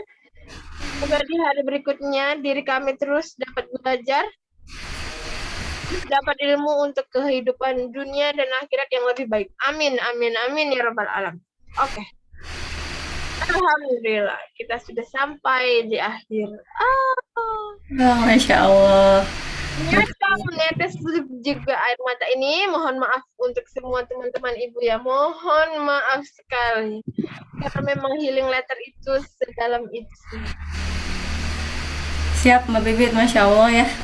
Hari ini kita belajar banyak teman-teman ya tentang inner child, terus juga gimana caranya menghealing diri kita sendiri, tentang kondisi-kondisi yang mungkin hadir dalam kehidupan kita sekarang. Yuk kita sama-sama lagi untuk menguatkan tekad untuk berubah ya Mbak Pipit, sedikit demi sedikit. Insya Allah tuh Mbak Pipit sudah membuktikan gitu ya bagaimana dengan teknik-teknik tadi yang sederhana, tapi namun juga tetap kita harus konsisten. Insya Allah bisa gitu keluar dari yang namanya inner child dan nggak terbawa sampai pikiran bawah sadar. Nah teman-teman, karena waktu juga yang membatasi, silakan bagi teman-teman yang mau bertanya, kita buka sesi pertanyaan, boleh open mic atau mungkin di chat. Silakan teman-teman, ada mungkin sekitar 10 menit untuk waktu pertanyaannya. Ya ini tadi tuh sebenarnya sudah ada yang bertanya. Saya cek dulu. Izin bertanya. Oh iya. Silakan Pak Ajat Sudrajat, mangga. Assalamualaikum warahmatullahi wabarakatuh. Waalaikumsalam. Suara saya terdengar jelas ya? Jelas. Oke. Sebelum saya bertanya, mohon izin perkenalan ya. Nama saya Ajat Sudrajat. Dan saya belum bapak-bapak ya, masih mahasiswa. Oke, baik. Mahasiswa bimbingan konseling. Ini sesuai dengan jurusan. Salam mater, Pak. Oke, siap. Tadi menarik sekali apa yang disampaikan oleh mengenai inner child ya. Dari paparan ibu itu istilahnya lebih kepada menjelaskan mengenai inner child itu bahayanya gitu tuh ya. Ibaratnya dampak negatif dari inner child itu begitu banyaknya gitu tuh ya. Jadi pertanyaan saya adalah, kira-kira dampak dari inner child ini ada nggak sih yang positif gitu? Misalkan gini nih, saya analogikan seseorang gitu yang terlahir di lingkungan yang istilahnya keras lah gitu ya, lingkungan keras. Ketika dia dewasa, dia itu terlahir menjadi seorang yang apa istilahnya dari segi kepribadian kuat mentalnya gitu tuh. Jadi nggak mudah kecewa, nggak mudah baperan lah seperti itu. Kayak seperti itu nggak, Bu? Dampak positif dari inner child itu. Ya itu aja ya. Ya. Ya, terima kasih Mas Ajat pertanyaannya ya. Silakan Mbak Pipit langsung ya. Oke, baik. Terima kasih sebelumnya atas pertanyaan Mas Ajat. Apakah ada inner child positif dalam diri setiap orang? Kalau inner child itu bisa berdampak positif, gitu kan? Seseorang yang tidak memiliki rasa baper, terus tidak mudah tersinggung dan tidak mudah marah. Baik, akan coba saya jawab. Seperti artinya, inner child ini adalah luka pengasuhan masa kecil. Setahu saya, inner child yang itu namanya bukan inner child, tapi memori. Memori itu kan dibagi dua, memori soal yang bahagia atau yang sedih. Nah, soal yang luka menyedihkan ini disebut dengan inner child. Jika ada inner child positif, saya rasa tidak ada, karena inner child ini adalah pengasuhan masa lalu yang masuk dalam bagian memori atau ingatan.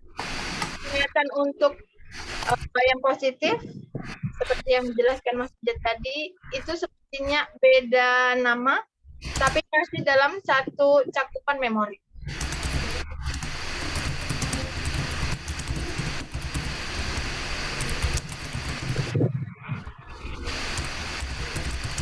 Ada lagi yang ingin bertanya? Terima kasih ya Mas Ajat. Semoga kuliahnya lancar dan lancar. Iya. Ini dari Ibu tadi maaf Mas Rahmat Hidayat ini nampaknya tadi mau open mic, silakan Mas Rahmat, boleh? Oke, silakan. Yang ingin open mic. Baca-bacain komen ini. Ya, Assalamualaikum warahmatullahi wabarakatuh. Waalaikumsalam warahmatullahi wabarakatuh. Ya, izin saya mau bertanya. Sebelumnya, saya mengucapkan terima kasih kepada moderator yang telah membuka pertanyaan. Yang saya tanyakan, sebelum itu saya perkenalan dulu. Perkenalkan, nama saya Rahmat Hidayat, saya dari Medan. Kebetulan saya sebagai guru honorer, tepatnya guru BK di salah satu sekolah swasta. Oke. SD atau SMP atau SMA, Pak? SMA. Iya. Oke, untuk judulnya kan tentang inner child ya. Inner child itu artinya pada dasarnya setiap diri itu punya masa lalu yang mungkin itu bisa berimbas ke dewasa. Nah, pertanyaan saya, ini flashback ke saya juga. Boleh. Nah, jadi orang tua saya lah nih ya. Orang tua saya ini benar nggak setiap sesuatu yang terjadi di masa kita sekarang itu ada flashbacknya di masa lalu dia. Contohnya, kalau untuk saat berpergian gitu kan. Saya sudah menyatakan bahwasanya ini saya baik-baik saja. Saya juga dewasa. Tetapi memang orang tua itu tingkat kekhawatirannya tinggi. Nah, saya mau tanya, itu bagian dari mananya gitu? Atau itu dari masa mudanya seperti itu atau gimana gitu? Oke. Sebelumnya boleh saya bertanya, apakah Bapak sudah berkeluarga? Oh, saya masih, insya Allah masih lajang. Masih lajang. Oke, baik. Terima kasih, Iya. Pak, atas pertanyaannya.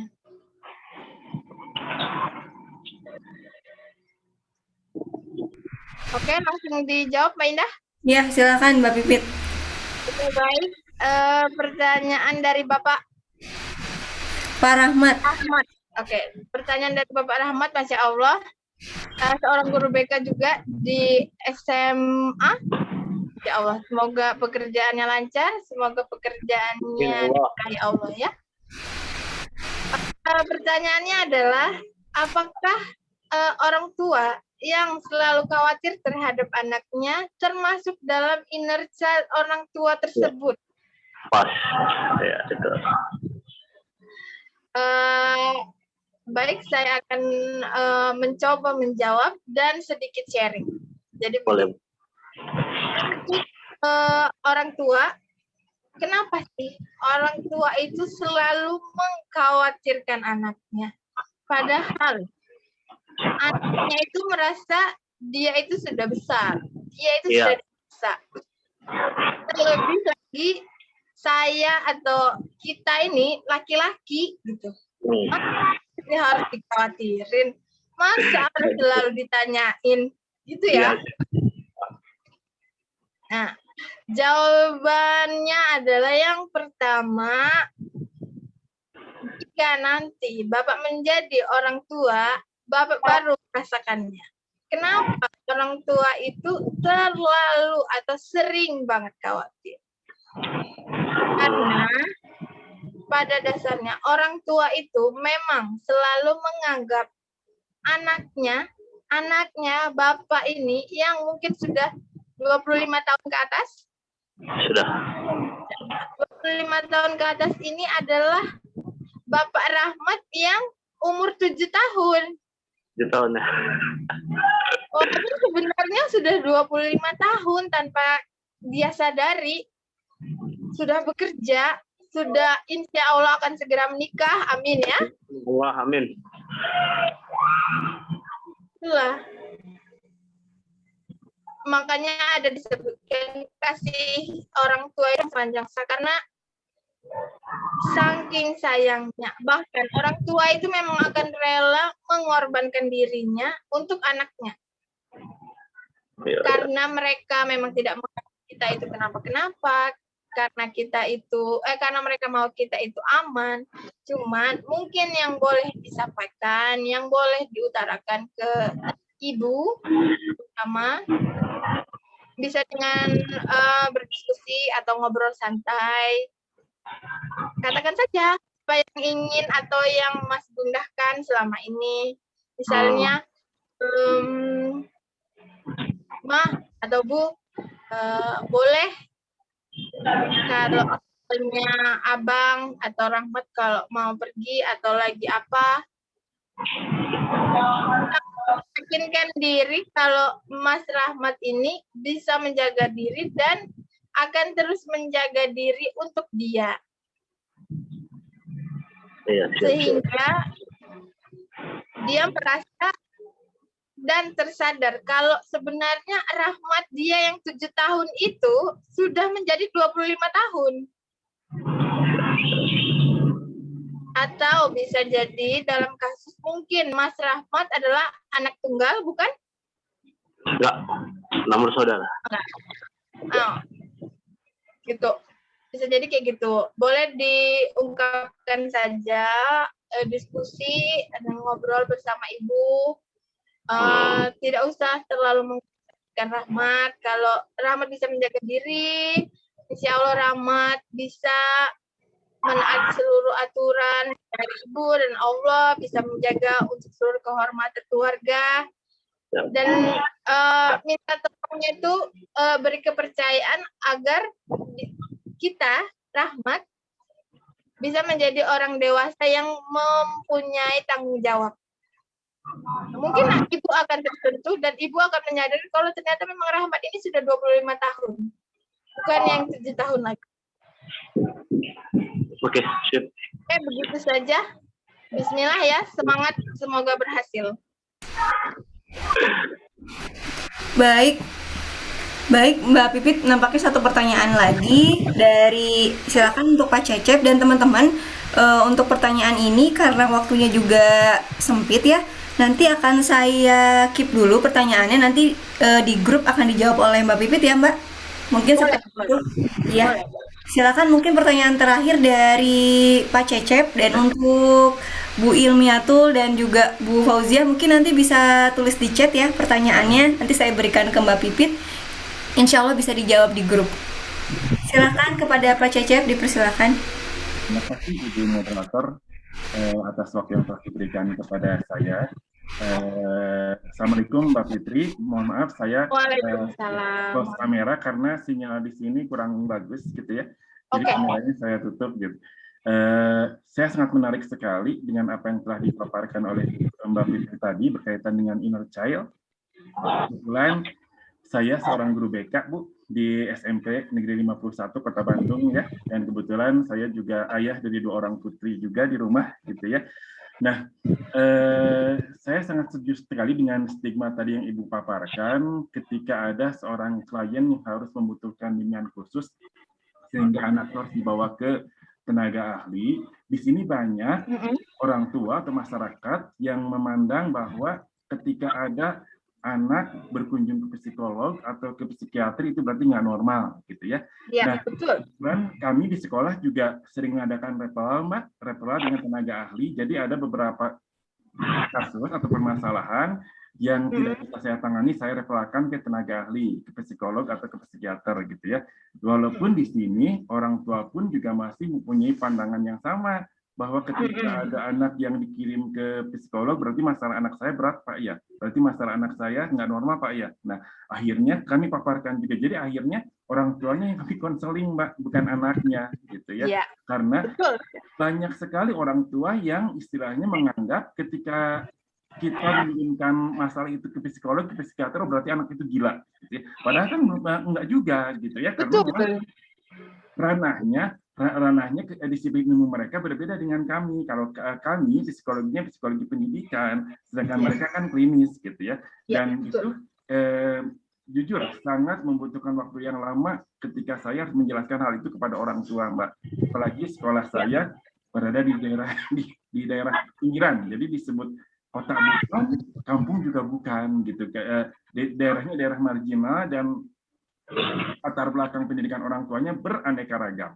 Nah, ketika mereka istilahnya mencurahkan masalahnya kepada saya dan saya mereferalkan kepada tenaga ahli, mereka masih punya anggapan seperti itu, Mbak Fitri ya.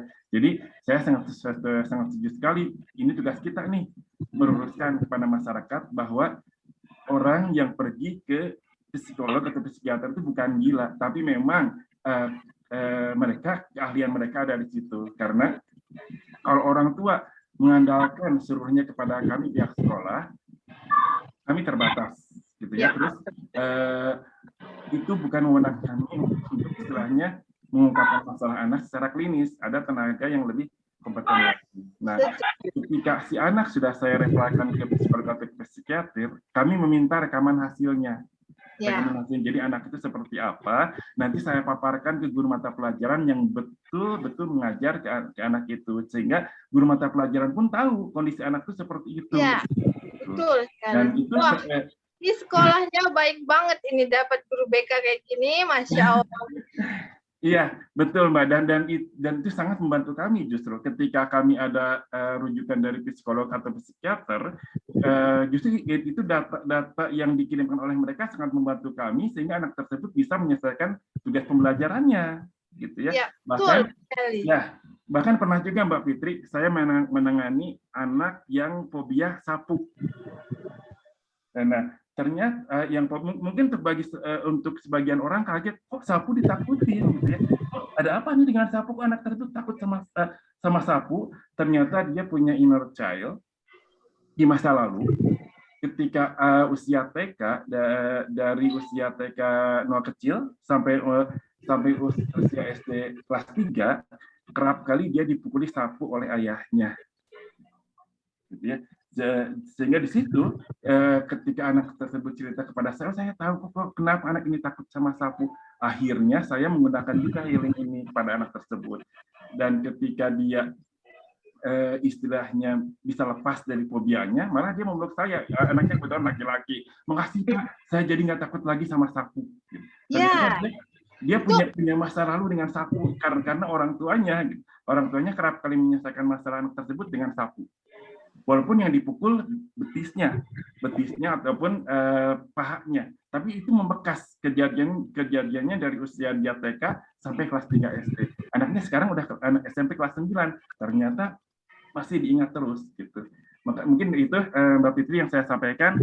Terima Ya. kasih. Assalamualaikum warahmatullahi wabarakatuh. Waalaikumsalam. Masya Allah, salam satu alma mater Bapak. Aduh, Masya Allah sekali, sekolahnya amat sangat beruntung ini. Punya guru BK yang sepeduli ini, yang mau memang bekerja sama dengan beberapa psikolog, dengan beberapa psikiater, mau mengantarkan anak-anak siswanya untuk mau diantar ke psikolog, ke psikiater, karena sejatinya permasalahan di sekolah, karena memang base-nya adalah guru BK, itu memang kebanyakan adalah masalah psikologi klinis. Enggak cuman masalah soal bagaimana kebiasaan dia belajar di rumah, tapi memang sudah masuk dalam taraf psikologi klinis, yaitu mungkin ada inner child, seperti yang dijelaskan oleh Pak Cecep tadi. Masya Allah, anak laki-laki takut dengan sapu, itu kan aneh ya? Aneh, tapi untuk orang-orang BK, orang-orang psikologi, itu melihatnya tidak aneh, karena pasti ada sebabnya. Kenapa anak ini tuh takut sama sapu? Pasti ada sebabnya. Dan pada saat sebab atau alasan itu diungkapkan, kita terima. Dan memang untuk seluruh ibu-ibu yang masih stay, masih ada sampai pengakhiran dari webinar ini, mari yuk kita sebarkan, kita sebarluaskan, kita viralkan kalau perlu, bahwa pergi ke psikolog, ke psikiater, dan hipnoterapi, orang-orang ahli ini bukan adalah suatu aib, bukan adalah suatu penyakit mental yang memalukan, tapi adalah langkah bijaksana kita sebagai orang dewasa, sebagai orang tua, untuk menyelamatkan dan menyembuhkan anak kita, agar penyembuhannya itu, pengobatannya itu lebih tepat sasaran, karena kita mengantarkan, mengarahkan, menganjurkan anak kita ini ditangani oleh para ahli. Baik, sepertinya cukup ya Mbak Indah. Mbak Indah, cek. Lupa ke unmute sama saya. Baik Mbak Putri. Baik Mbak Fitri, alhamdulillah nih seru sekali hari ini. Masya Allah. Nah, ya, kita banyak dapat pelajaran. Air mata ya.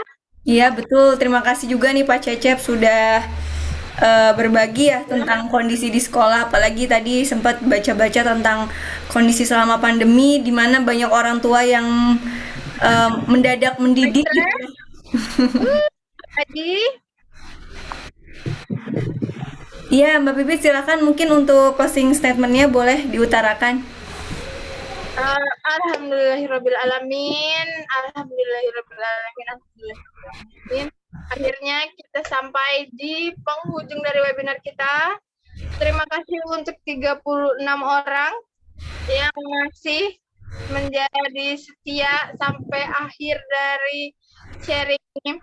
Terima kasih untuk semuanya yang sudah menyempatkan waktu, dan saya doakan semoga rilis atau memulihkan atau mengobati semua inner child-nya dimudahkan oleh Allah, dimudahkan segala urusannya, rumah tangganya, rilis dendamnya, agar tidak turun terhadap anak, terhadap suami, sehingga kita tuh menjadi keluarga yang lebih harmonis, karena suami istri yang lebih baik, saling mencintai, dan saling mengerti. Sekali lagi, untuk semua guru BK, semangat. Dan terima kasih untuk seluruh guru BK yang sudah menjalani profesinya dengan hati, seluruh psikolog dan psikiatris yang sudah sangat membantu. Semoga seluruh anak-anak di Indonesia, seluruh anak-anak kita bisa menjadi dan tumbuh menjadi anak yang lebih baik, dewasa dengan sangat baik, dan dewasa dengan sangat matang. Saja sepertinya kita akan bertemu lagi insya Allah di pertemuan-pertemuan berikutnya. Terima kasih ya semuanya. Terima kasih. Assalamualaikum warahmatullahi wabarakatuh. Waalaikumsalam warahmatullahi wabarakatuh. Alhamdulillah teman-teman, tadi kita sudah menyimak banyak dan diskusi ya mengenai inner child ini.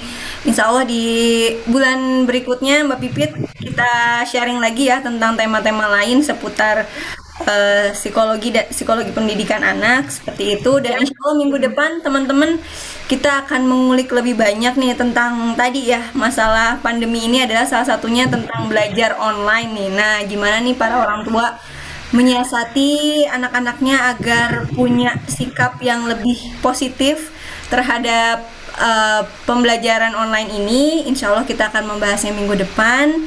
Dan terima kasih banyak untuk waktunya Mbak Pipit. Kemudian teman-teman juga yang sudah menyimak dari awal sampai akhir, kita tutup dengan doa kifaratul majelis. Subhanakallahumma wa bihamdika asyhadu an la ilaha illa anta astaghfiruka wa atubu ilaik. Buat teman-teman yang tidak sempat terjawab pertanyaannya, insya Allah untuk jawabannya akan di-share di grup, PPT-nya juga seperti akan di-share di grup. Dan sebisa mungkin jangan keluar dari grup ya, karena informasi seputar webinar Parenting Plus akan kami share melalui grup. Seperti itu. Telegram atau grup WA, Mbak? Grup WhatsApp Mbak Pipit ini, jadi setiap yang daftar kan ada grupnya sendiri gitu. Oh iya. Seperti itu. Tapi kalau yang udah gabung di Telegram, insya Allah tetap dapat informasinya gitu. Iya, baik. Saya tutup dengan istighfar sebanyak-banyaknya. Astagfirullahaladzim. Ya, terima kasih teman-teman. Boleh meninggalkan ruangan Zoom ya. Assalamualaikum. Terima kasih semuanya. Waalaikumsalam. Sampai ketemu lagi di webinar selanjutnya, Mbak.